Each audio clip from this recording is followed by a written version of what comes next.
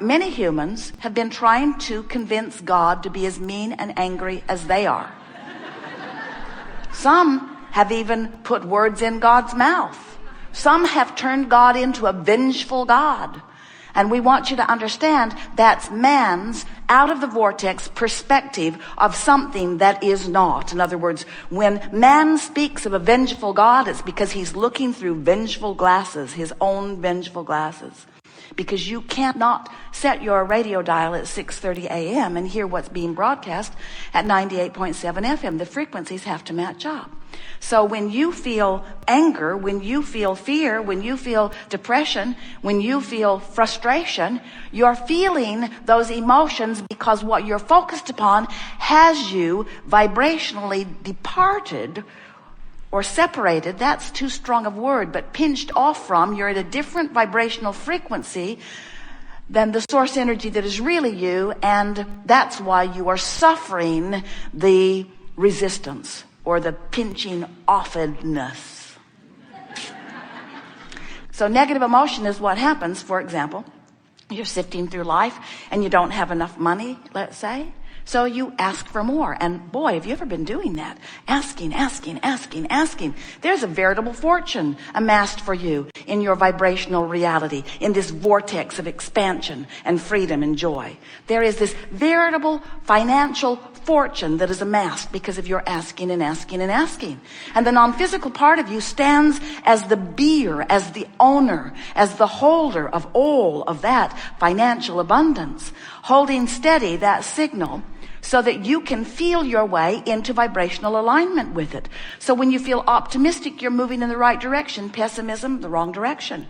When you're financially afraid, you're far from alignment. When you're hopeful, you're right on the verge of manifestation. And if you hang around in hopeful attitude for just a little while, this vortex that law of attraction is managing will take you right in and make a believer out of you. In other words, you don't have to hope very long in that almost aligned vibrational stance before the vortex takes you in and gives you evidence of your alignment. And then you believe. Briefly. You do that often enough, you get into hope often enough, you'll become a believer often enough that you will come to know your financial well-being. Now, we could give you that same analogy, whether your body is sick and you're asking for wellness, or you're missing a lover and want one, or you've got an ornery lover and would like one that's more congenial. In other words, whatever it is that you're living is causing you to ask all day, every day. And we so much want you to know that when you ask that it is given, that we've written a book and given it the title. Here it is. Proof. When you ask, it is given. But it's not just that it is given. It is that it becomes. It vibrationally becomes. Now, many of you say, big deal. It's vibrationally become, but can I spend it? And we say everything that you know as this earth spinning in this orbit, even the people upon it and the animals upon it, all of that was a vibrational reality at one time. Everything that becomes manifest is first a vibrational reality.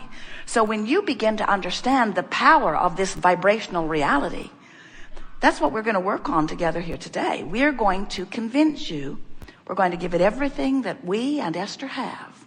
We are going to convince you that this vibrational reality is where it all is.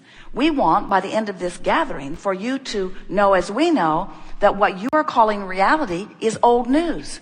By the time it's manifested, even if you just got that new car today, it's old news.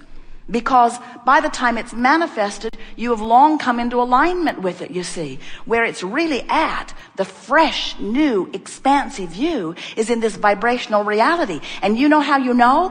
When you're moving toward it, you feel great. When you're moving away from it, you feel awful. When you are in vibrational sync with your vibrational reality, even before it is manifested, you feel wonderful.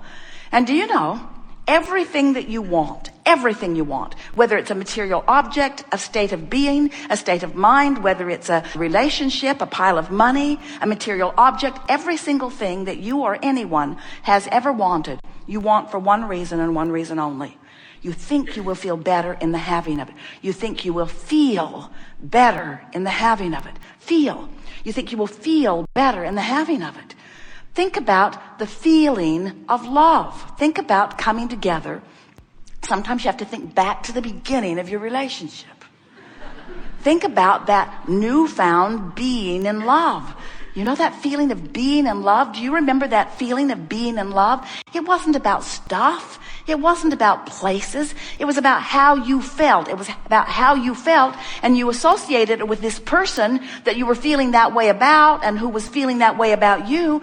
But it was a vibrational state. It was alignment. You were just using that relationship and that person as your excuse to line up with who you are. And that feeling of in love is you lining up with who you are. That's the feeling of passion. That's the feeling of eagerness. That's the feeling of joy. That's the feeling of love. That's who you are, and that's how you're supposed to feel. That's how you optimally do feel when there is not active resistance within you in any point in time.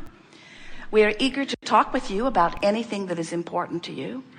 We'll talk about law of attraction all day today. Mostly, we're going to talk about this vortex. We're going to talk about this vibrational reality where everything that you've become and all cooperative components to all of that have already been assembled. And we're going to convince you, or do our best to do so, that this now reality that you hold so much stock in is really barking up the wrong tree. We want to convince you that if you will look forward, if you will feel forward, the thing that makes that a little bit of a hard sell for our physical human friends is that when you are deciphering your physical world, you use your eyes and your ears and your nose and your fingertips and your tongue. In other words, you smell it, you see it, you hear it, you feel it, you devour it with all of your physical senses. It's tactile and it's real, and you agree upon so much of what you're experiencing. We know it's vivid and it's enticing and it's delicious, and you came to experience all of that. And when we talk about the vibrational reality, you can't see in there. You can't hear in there. In other words, you can only feel in there. Sometimes you leave this gathering and your friends say, "How was it?" And you say, "It was great." They say, "Was it worth the drive? Was it worth the flight? Was it worth the price? What went on there?" And then you say, "Well, I have to admit, it was a little odd." There's this man who calls his wife Abraham. It starts there. And she stands on the stage and points at some invisible place and insists that it's the vortex and that everything we want is in it. And I looked, I didn't see.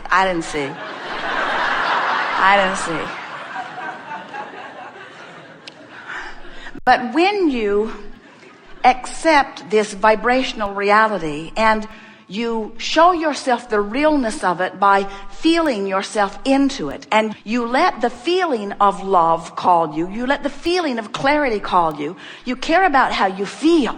You care about how you feel so much that you contour your thinking to the thoughts that feel the best until you begin to chronically offer thoughts that feel good to you. Then what happens is, from inside this vortex, things begin to occur to you. You get inspiration. Ideas occur to you that when you act on, manifest into wonderful things. All things manifest. But they're in the vortex in a place that you can't hear them or smell them or see them or taste them or touch them first, you see. And so that's really the hurdle that we have to accomplish with most of our physical friends. We have to convince you that if you will consistently feel your way into alignment, that then you will become one of the chronic cooperative components to your own desires. And when you are consistently a cooperative component, when you're on the same wavelength of your own desires, those desires must manifest into your experience. But here's the tripping point for so many of you. If you say, "All right, I'll play your silly game. I'll accept the reality of whatever that is that you're pointing at. And I'll feel my way. I'll reach for thoughts that feel better. I'll tune myself vibrationally to the source within me. I will line up vibrationally, because then the things I want will manifest into my reality." Now you've tripped yourself up again, because what you're saying is, I have this thing that isn't that I want, and I'm willing to do this stuff in order to get this thing that isn't. As long as your attention is upon this thing that isn't, you can't get into the vortex. And unless you get into the vortex and are in alignment with the vibrational aspect of it, it cannot become a reality. So that's why we want to convince you, go for the love, go for the clarity, go for the fun, go for the good feeling. You are all day, every day sifting through life. When someone's rude, you want them to be nicer. When you've got a biological problem on your planet, you want improvement. When you are stiff and sore in your body, you want to be limber and good feeling. When you feel bound up, you want to be free. When you are confused, you want to have clarity. When you don't have enough money, you want more money. All day, every day, you're sifting and sorting and becoming and becoming and becoming and becoming and becoming and becoming and becoming and becoming. And the larger part of you has become it and is holding a steady vibrational beam for you.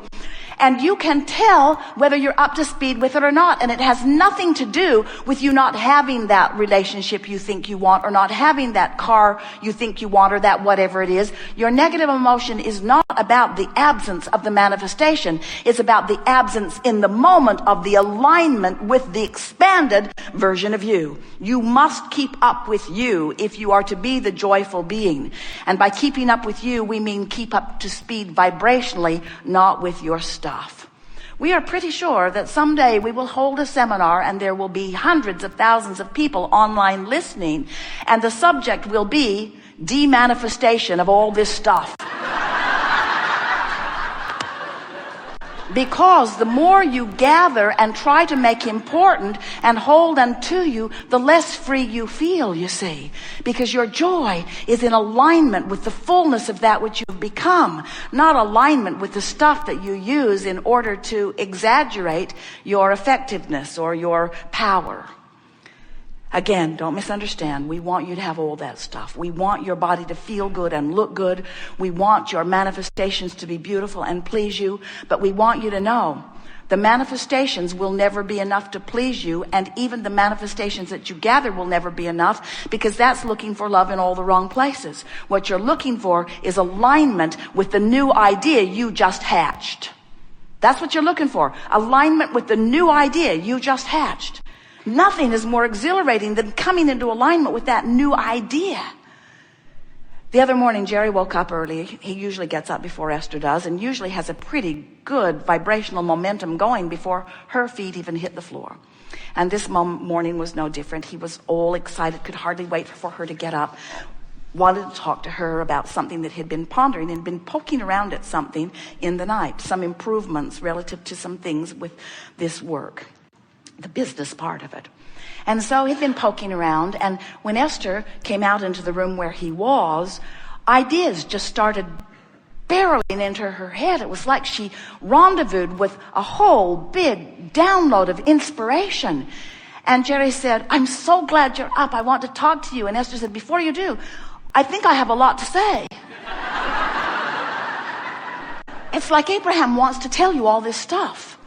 So Jerry said, "I'm eager to hear." And Esther sat down and relaxed and asked us what was on our mind. And we explained to her that it wasn't that we had all this stuff we wanted to say. It was, as Jerry had been poking around at this subject, as he'd spent about 2 hours poking around at it, anytime you're poking around at a question or a problem, and as that question or problem is coming into focus, the solution is coming into equivalent focus. So Jerry had really brought it into focus. He was all queued up, all full of questions and things that he'd been contemplating. And Esther woke up in the vortex. They are joined at the hip anyway. And as she walked into the room, she received a full, because she was a cooperative component to all of the solutions that Jerry had stirred up. Are you getting what we're talking about? In other words, we want you to feel the magnificence of the question which brings the answer. So we explained to Esther, "Esther, you were the cooperative component to the solutions that Jerry was seeking." Now, Jerry could not be a cooperative component to the solutions he was seeking, because Jerry was so busy being a cooperative component to the questions and the problems. You see what we're getting at? That's where his vibration was, but isn't that important to this? Isn't that all part of the process? That's the thing that we want you to understand.